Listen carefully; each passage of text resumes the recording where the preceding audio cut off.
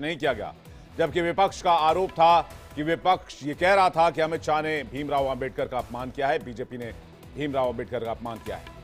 विपक्ष ही नहीं, दलित चिंतकों और समाज में भी इस बयान की न केवल चर्चा है, बल्कि दलित समाज में किस्म की नाराजगी की बात की जा रही है। जाहिर सी बात है, दलितों के नाम पर होने वाली सियासत से इस बयान को जोड़कर विपक्ष अपनी राजनीतिक जमीन को मजबूत करने का एक बेहतरीन मौका देख रहा है।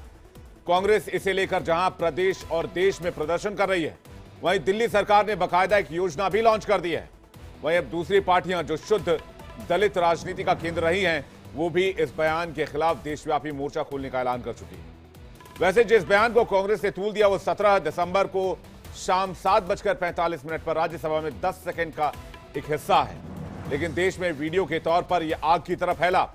जिस तरह से कांग्रेस समेत दूसरी पार्टियां इस बयान को लेकर हमलावर हुई, उसने बीजेपी को बैकफुट पर रखा है। हालांकि पीएम मोदी ने एक्स पर कांग्रेस को घेरा, अमित शाह ने खुद प्रेस कॉन्फ्रेंस कर बयान पर सफाई दी, बीजेपी की तरफ से पूरा बयान भी जारी किया गया, लेकिन हंगामा थमा नहीं है।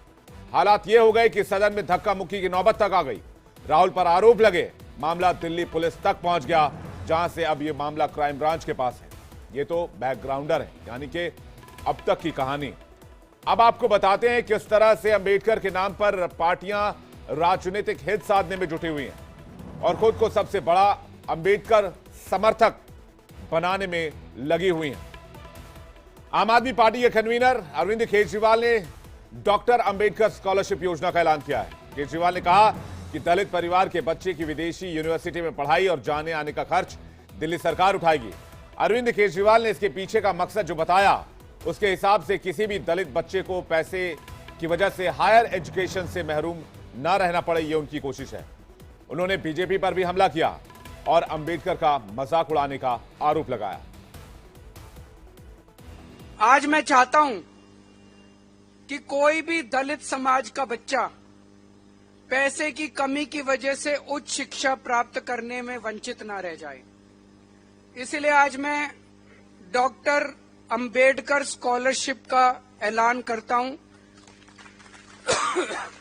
कि दलित समाज का कोई भी बच्चा अगर दुनिया की किसी भी टॉप की यूनिवर्सिटी में पढ़ना चाहेगा, तो वो बच्चा उस यूनिवर्सिटी में एडमिशन ले ले। बस एडमिशन लेने के बाद उसका सारा पढ़ाई का खर्चा, आने जाने का खर्चा, सारा खर्चा दिल्ली सरकार वहन करेगी। भारतीय जनता पार्टी ने और अमित शाह जी ने उनका मजाक उड़ाया, उसका जवाब आज हम इस योजना से पूरे दलित समाज के लिए दे रहे हैं। अमित शाह ने जो बयान राज्यसभा में दिया था, वो असल में संदर्भ बता रहे थे जब कांग्रेस की वजह से अंबेडकर को मंत्रिमंडल से इस्तीफा देना पड़ा था, कानून मंत्री का पद छोड़ना पड़ा था। लेकिन कांग्रेस ने उनके इस बयान को एक अलग रुख दिया और बड़ी बात यह है कि इसके खिलाफ मोर्चा खोलने के लिए उसने पार्टी के अध्यक्ष और दलित नेता मल्लिकार्जुन खड़गे को आगे किया, जो कि एक रणनीति का हिस्सा है।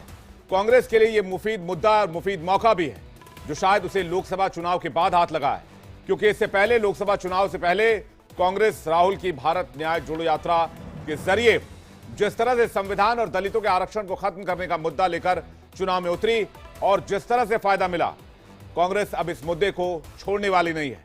वो अंबेडकर और संविधान को जोड़कर आगे बढ़ना चाहती है और आक्रामक होकर सदन से लेकर सड़क तक इस मुद्दे को कांग्रेस उठाने में लग गई है।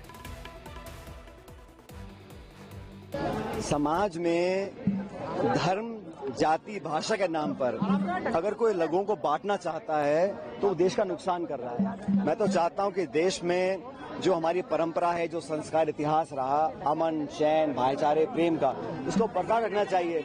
लेकिन दुर्भाग्यवश जो संसद में प्रकरण हो रहा है, जिस प्रकार अंबेडकर साहब को अपमानित करने का काम सत्ताधारी दल कर रहा है, गृह मंत्री जी सदन के अंदर अंबेडकर साहब के प्रति जो भाव रखते हैं उनकी जमा पे आ गए। और हम तो शुरू से कह रहे हैं कि पूरी भाजपा को माफी मांगनी चाहिए। इस प्रकार अंबेडकर साहब जो हमारे संविधान के निर्माता थे, उनके प्रति आप अपमान वाले भाव रखते हो तो देश में ठेस पहुंचे लोगों को। पूरे देश में आज आंदोलन लोग कर रहे हैं, तो ये घमंड और अहंकार का परिचय है। 22 और 23 तारीख को 150 शहरों में हमारे सारे लोकसभा और राज्यसभा के सांसद और कांग्रेस कार्य समिति के सदस्य प्रेस वार्ताएं करेंगे, अमित शाह के इस्तीफे की मांग करेंगे और बाबा साहब भीमराव अंबेडकर जी की जिस तरह से अपमान करने की चेष्टा की अमित शाह ने, उसकी हम निंदा भी करेंगे और उसको साझा भी करेंगे लोगों के साथ कि देखिए किस तरह की इनकी मानसिकता है। और 24 तारीख को हर जिला मुख्यालय पे हमारे नेता मार्च निकालेंगे और कलेक्टर को ज्ञापन देंगे जो राष्ट्रपति महोदया के लिए संबोधित होगा। उसमें भी हम यही मांग लिखकर दोहराएंगे कि अमित शाह का